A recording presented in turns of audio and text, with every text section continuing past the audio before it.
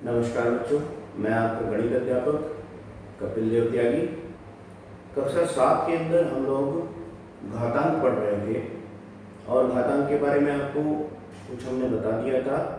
आज हम पढ़ेंगे घातांक के नियम।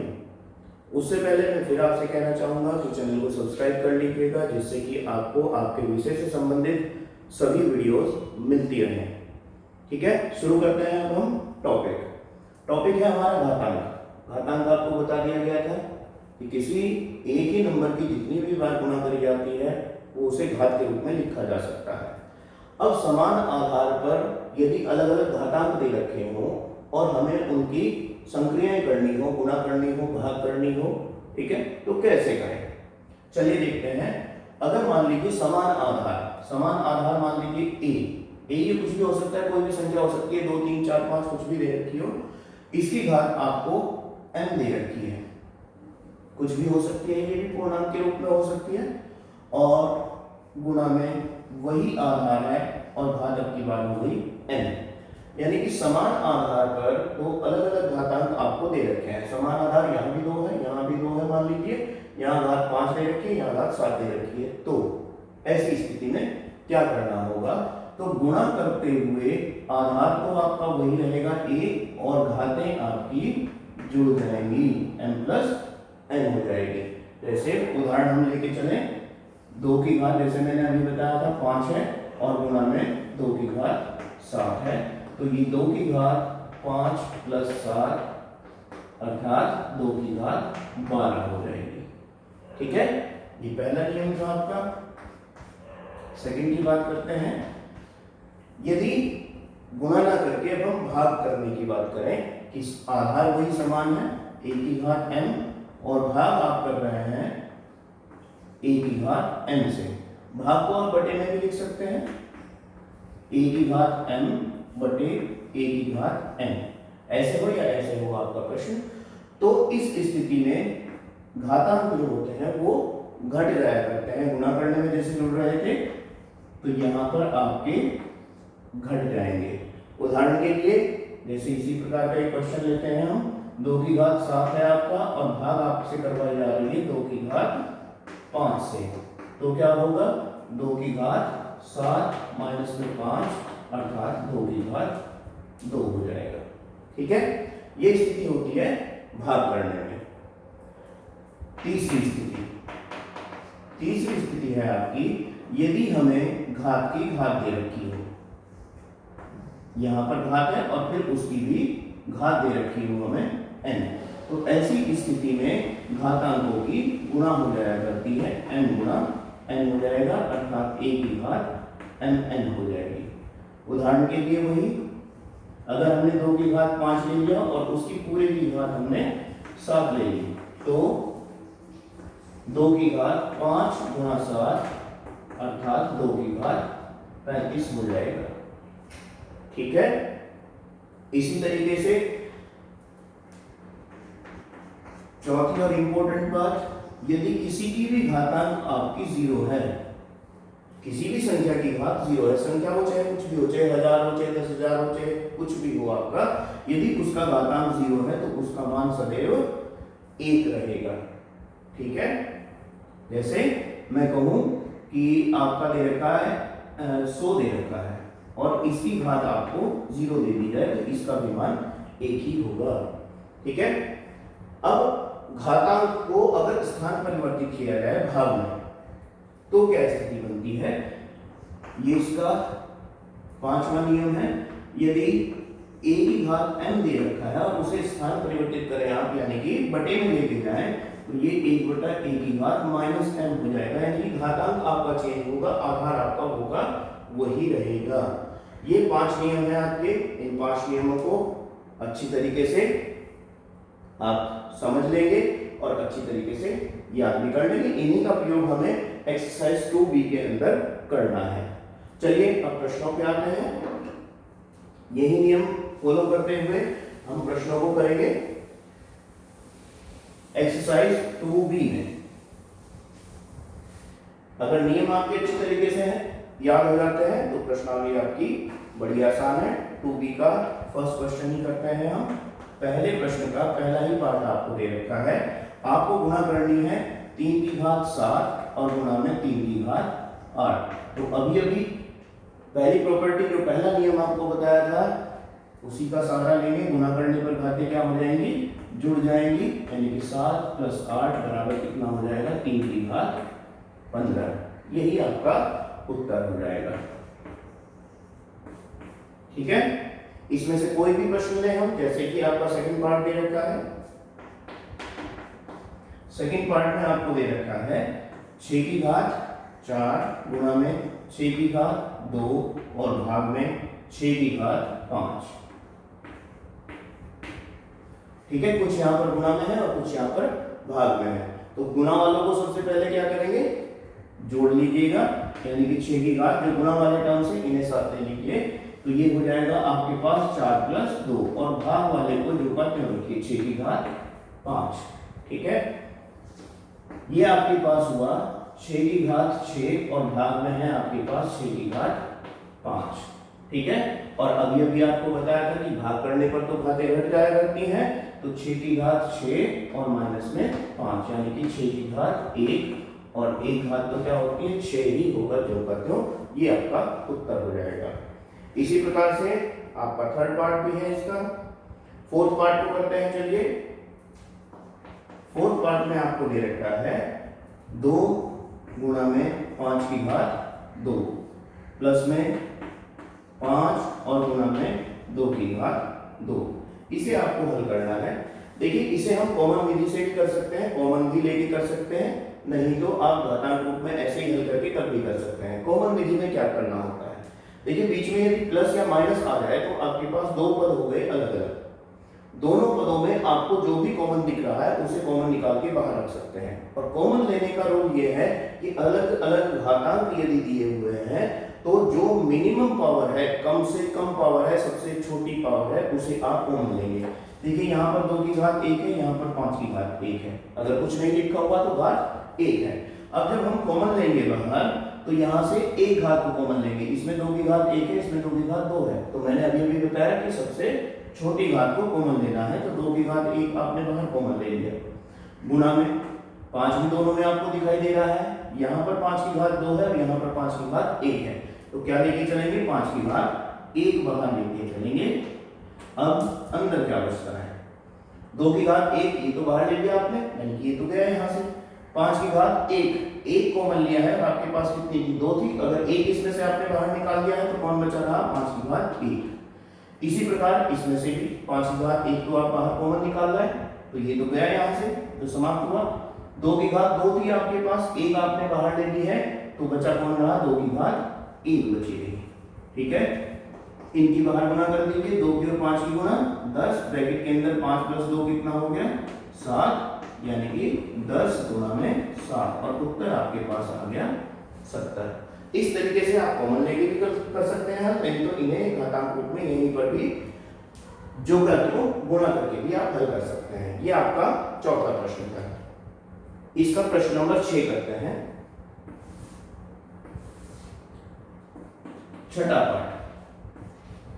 छठे पार्ट में आपको दे रखा है, आधार वही समान है सबके, 4/9 है, 4/9 की घात आपको दे रखी है 3 गुणा में 4/9 की घात आपको दे रखी है 4 और भाग में 4/9 की घात आपको दे रखी है 5।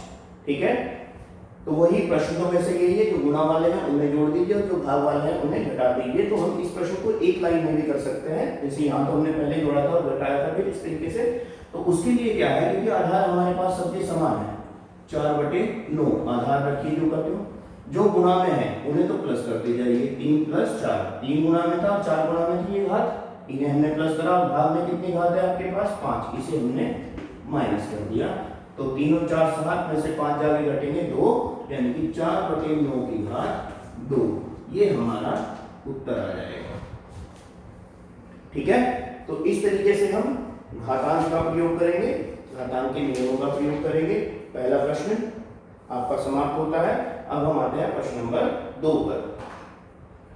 दूसरे प्रश्न में देखिए, प्रश्न तो यही है, नियम भी आपके यही लगेंगे घातांक वाले। तो इन्हें हमें कैसे करना है। दूसरे प्रश्न में आपको दे रखा है, पहला ही पार्ट देखिए इसका।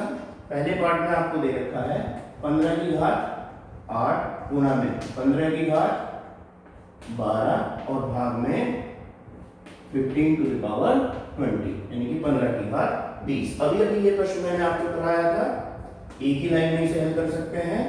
15 की घात जो गुणा में है उन्हें तो प्लस में रखिए, 8 प्लस में 12 और माइनस में 20, जो भाग में था उसे माइनस में लेके जाएंगे। तो 15 की घात कितनी हो जाएगी, 8 और 12 हमारे पास 20 हुए और माइनस में फिर से 20 हुए। 20 में से 20 घटेगा तो 15 की घात कितनी हो गई हमारे पास 0 और उसका मान कितना बताया था आपको 1। तो इस प्रकार के ये प्रश्न है आपके। इसका एक करते हैं हम थर्ड पार्ट। थर्ड पार्ट में आपको दे रखा है 1/2 की घात कितनी 6 गुणा में 1/2 की घात 3 और भाग में 1/2 की घात 8। वही तरीका जो गुणा में है जोड़ते चले जाइए, 1/2 की घात 6 प्लस 3 और माइनस में 8। 6 और 3 कितने हुए 9, 9 में से 8 घटेंगे तो 1, 1/2 की घात 1, उसे लिखने की आवश्यकता नहीं है, तो उत्तर आपके पास आ गया 1/2। इस प्रकार से आपका ये दूसरा प्रश्न होगा। प्रश्न नंबर 3 पर आते हैं हम। इसके दो भाग आपके शेष बचते हैं, इन्हें आप खुद प्रयास करेंगे। प्रश्न नंबर 3 की बात करते हैं। तीसरे प्रश्न में आपको दे रखा है -1 की घात 3 गुणा में -1 की घात 2 गुणा में -1 की घात 15। ठीक, आधार आपका समान है -1 है, तो यहां पर आपके पास हुई -1 की घात 3 प्लस 2 प्लस 15। 3 और 2 5 और 15 20, -1 की घात 20। ये पिछली एक्सरसाइज में मैंने आपको बताया था, यदि माइनस की पावर आपके पास एक सम संख्या है, 20 एक सम संख्या है, 2 से कट जाती है, 2 से कटने वाली संख्याएं सम संख्याएं होती है और जो 2 से नहीं कटती वो विषम संख्याएं होती हैं। तो -1 की घात आपके पास 20 है, एक सम संख्या है, तो आपको प्राप्त क्या होना है, हमेशा प्लस का होना है। 1 की घात 20 रह जाएगा और 1 की तो कितनी भी घात करते चले जाएंगे, कितना आएगा 1 ही आपका उत्तर आएगा। ठीक है, इसी प्रकार से प्रश्न नंबर 4 भी है आपके पास। अब की बार घातांक को आप घटाएंगे, इसमें से घटाने के बाद आप चेक करेंगे कि -1 की घात एक सम संख्या रहती है या विषम संख्या रहती है। विषम संख्या होगी तो माइनस का 1 आ जाएगा और सम संख्या होगी तो प्लस का 1 आ जाएगा। प्रश्न नंबर 4 बिल्कुल सेम ऐसा ही है। प्रश्न नंबर 5 पर चलते हैं। 5वें प्रश्न में आपको दे रखा है 3 की घात 12 गुणा में 3 की घात 7 और भाग में 3 की घात 25। ऐसा ही प्रश्न है जैसे हमने पहले किए थे। तो 3 की घात जो गुणा में है उन्हें तो प्लस में रखा, 12 प्लस में 7 और माइनस में 25। अब देखिए 3 की घात 12 और 7 कितने हुए 19। 19 में से आपको 25 घटाने हैं तो बचेंगे आपके पास माइनस के 6। और सबसे लास्ट वाला नियम देखिएगा, जो सबसे लास्ट नियम आपको बताया था कि घातांक को माइनस या प्लस करने के लिए क्या करें, आप उसे परिवर्तित कर दें। अगर वो आपका न्यूमरेटर में लिखा हुआ है, अंश में लिखा हुआ है तो हर में कर दें, और हर में लिखा हुआ है तो अंश में कर दें। तो इसे आप लिख सकते हैं 1/3 की घात 6। चाहे तो आप इसे हल कर सकते हैं 3 की घात 6 को 3 गुणा 3 गुणा 3 के रूप करके 6 बार गुणा करके, तब भी उत्तर लिख सकते हैं कि आपके पास इसका आंसर आ जाएगा। ठीक है बच्चों, ये 5 प्रश्न आपके पूरे हुए। इसके बाद प्रश्न नंबर 6 रिक्त स्थानों की पूर्ति है। आपको ध्यान रखना है कि रिक्त स्थान या सत्य असत्य करते हुए भी प्रश्नों को जब आप कर रहे हो तो तुक्का नहीं लगाना है।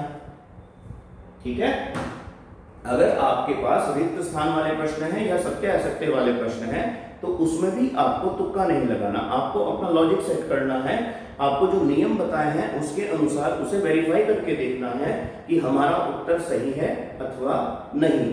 तो देखिए, जैसे प्रश्न नंबर 6 का फर्स्ट पार्ट ही दे रखा है। फर्स्ट पार्ट में आपको दे रखा है 4 गुना 4 गुना 4 और इस तरीके से गुना 4 कितनी बार गुना कर रखी है, इसने कहा है 20 बार।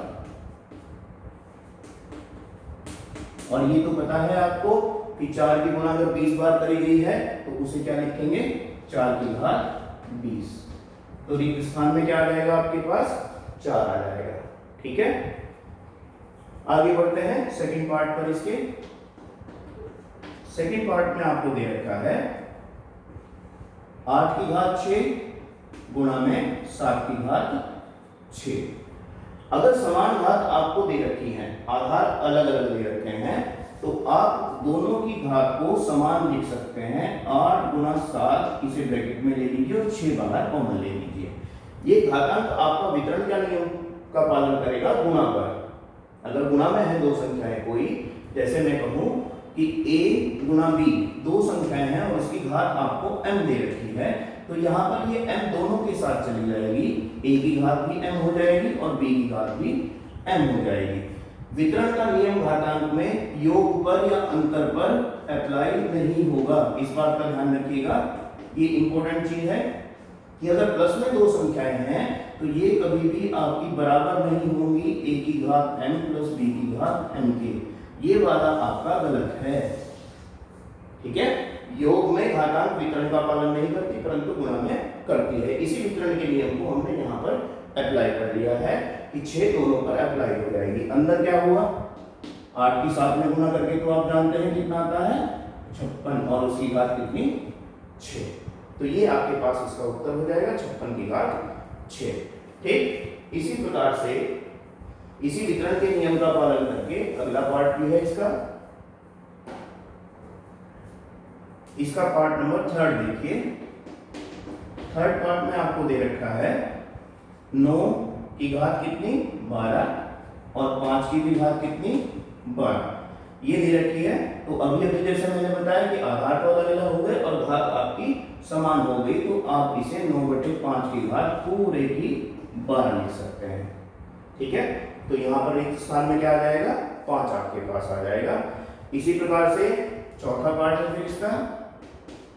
चौथे पार्ट में आपको दे रखा है 3 की घात 8 और उसकी भी घात कितनी 3।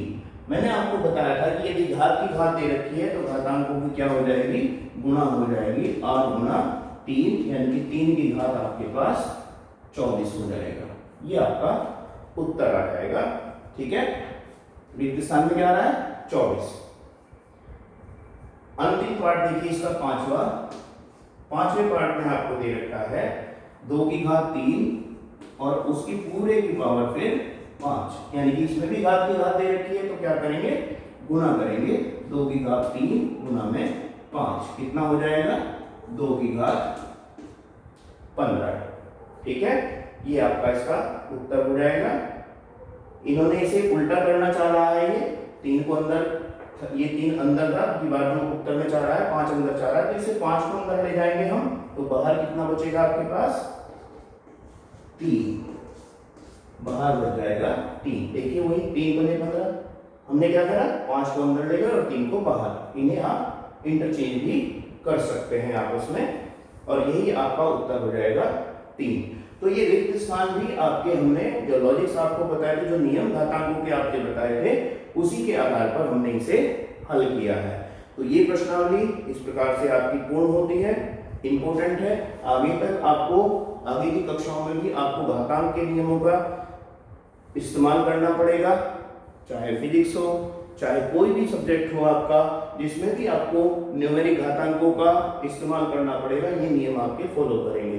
तो इस वजह से मैंने कहा कि इंपॉर्टेंट एक्सरसाइज है, इसे अच्छी तरीके से कर लेंगे, समझ लेंगे और नियमों को ध्यान से पढ़ लेंगे। इसके उदाहरण आप लोग बच्चों खुद करेंगे। ठीक है, कोई समस्या है तो पूछते रहिएगा। आज के लिए इतना ही, धन्यवाद।